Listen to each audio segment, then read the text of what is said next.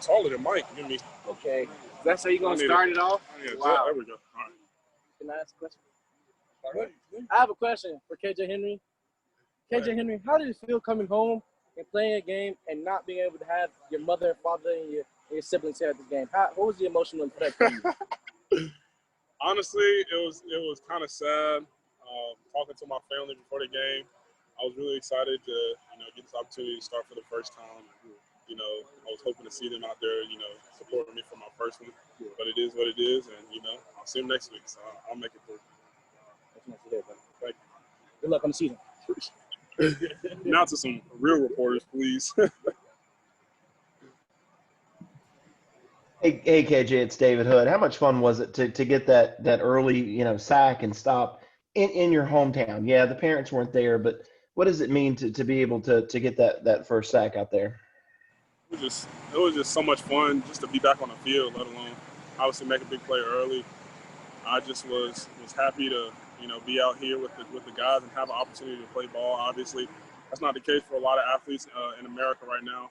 So just fortunate and wanted to take advantage of it. But definitely, I got a text from my mom last night, and she was just talking about how it's kind of crazy how God works.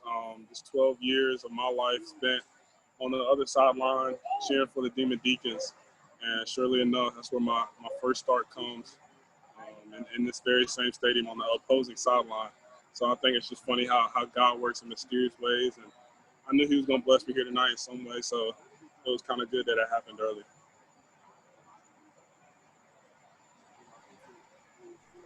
How much fun was it to be a part of that defensive line, which had so much success tonight, especially, a lot of those younger guys getting out there and getting their first chance to play?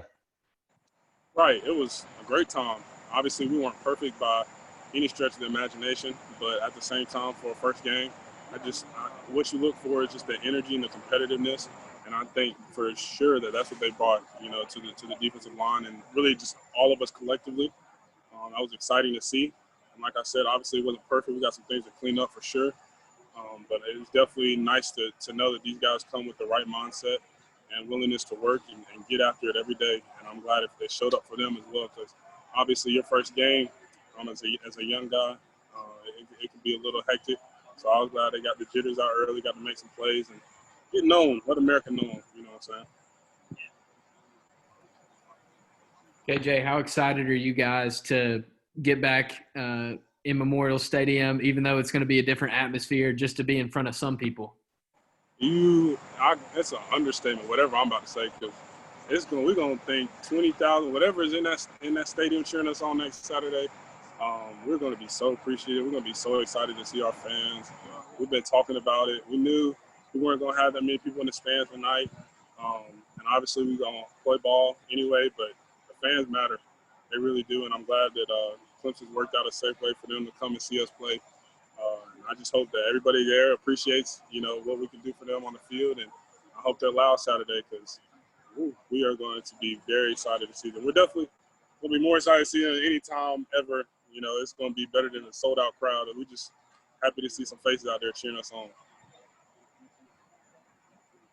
AJ, what about Bryan and Myles Murphy tonight? What did you see from them in their first game? And didn't seem to be very nervous or anything. Yeah, I see what I've been seeing since they've been here. Camp, like the last time we all talked, I told you guys, they are very explosive, very talented players. And so obviously when it gets to that next level, and especially the way Wake Forest plays, they're so good at making you up-tempo, getting the ball off fast, next snap, this and that. So that can be hectic for anybody, not just a young guy, for all of us. So it was great to see them adjust to the game plan. And obviously, as you watch the tape and the game went on, they got more and more comfortable with the scheme and what they were doing out there. And that's just a test of, Coach Ski, Coach B, and what we've been doing and preparing this all off season. So, they did a great job tonight for sure.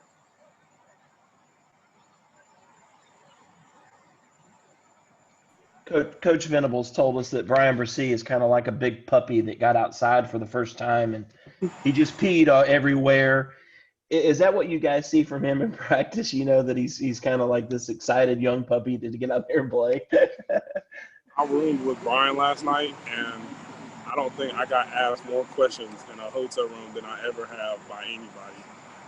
But he's just such a great kid, and he wants to be so good, and that's what you want here. He was just so excited for the day, and like I said, I'm glad he got to show out. I know it meant a lot to his family, and yeah, we talked about it on the sideline. Him first play offsides, then he gets a sack. I said, boy, that's Bryan. You know, he's just so out there, so going. He's very good at, you know, wiping it off and getting to the next play. And honestly, that's what you need in this game. So, like I said, he's going to have a very successful career for sure. What were some of the questions that he was asking you? When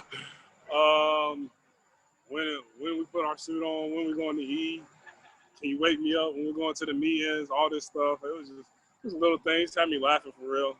I was just like, I'm old because this is a young guy, don't know what to do. And obviously it's different with everything going on now, but it just made me laugh, made me appreciate the moment I was in for sure.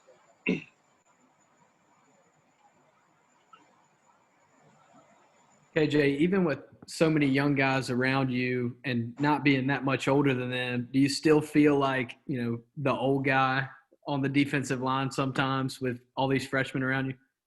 All the time. You ask any of these guys, I'm the old soul at the end of the day. I might not be the oldest on the D-line, but when it comes to listening to music, just how I talk to the guys, how I want to love them and take care of them, they always picking on me, man, for being old. When I'm really not that old, you know what I'm saying? Mike Jones, the oldest one in our class, so it is what it is, but I like that role. It's fun. It's fun being older, just going through it all, and obviously don't know it all, but it definitely is on the other side of the coin, and I'm enjoying this lifestyle better for sure. We'll take one more for KJ.